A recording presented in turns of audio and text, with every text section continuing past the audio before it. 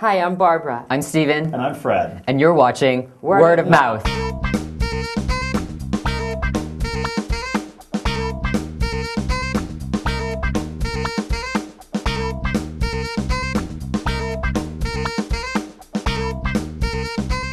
You don't get it when it's right in front of you. You have to step back. What? Up close, they're just splotches of paint. They're not water lilies until you stand in the right place.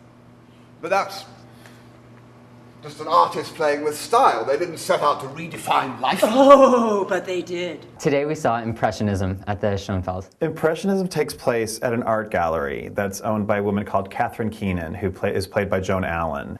Catherine Keenan is the owner of the art gallery. She's very emotionally reserved. She's sort of an uppity A-type personality, a little flaky. Thomas Buckle is Jeremy Irons' character, and he is a photographer by trade and has done some travel in Africa, and he sort of wanders into the gallery one day, we learn in a flashback, and meets Joan Allen's character, and then kind of never leaves, sort of becomes her confidant and her friend, and their relationship evolves over the course of the play. So basically the play takes place in the gallery, but then there are these sort of freeze frames where maybe a light shines on one character, and then you go into a flashback and you see maybe a part of their life from the past, or maybe a parallel between their life and one of the paintings. In the first flashback, you learn about Joan Allen's character's parents and sort of the sort of love role models that she grew up with, and lack of love, I should say. Her sort of type A mother and her sort of romantic father, and they're coming to odds. And then the other one is when she's 30 and she's posing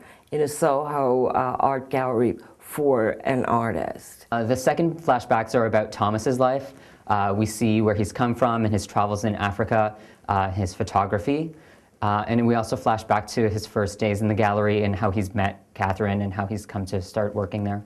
Joan Allen is so lovely and so skinny. My God, is she thin, and that beautiful long neck. She's good. I mean, I think she's just a spectacular actor. I had a hard time believing Joan Allen, and I don't know Joan Allen well. I thought she looked great. I thought the costumes that they gave her, she looked fantastic.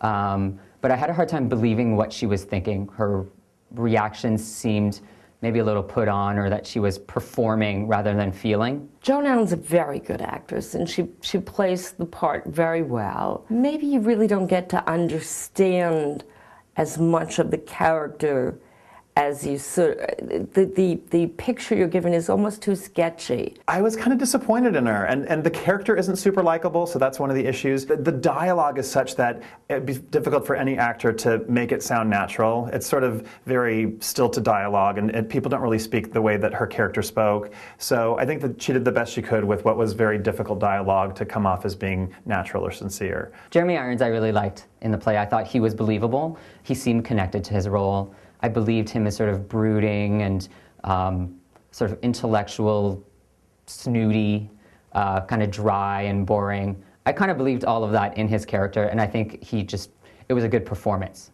I actually thought Jeremy Irons did a decent job. I thought his character was very likable. He's sort of real, a little bit cynical, and I think he's just a terrific actor. But as Thomas Buckle, I thought he was a little more believable.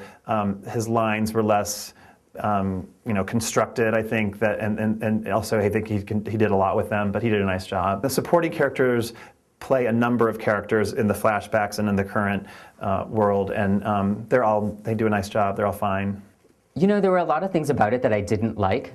I thought the characters were two-dimensional, or if we're talking in terms of paintings, they were not these beautiful impression subjects of the paintings, but they were more like rough sketches, or they were like two-dimensional photographs. Although the acting is good and the story is nice and the concept is nice, it just didn't have enough depth and breadth and to really grab you. The play really hits you over the head with what it wants you to think and feel.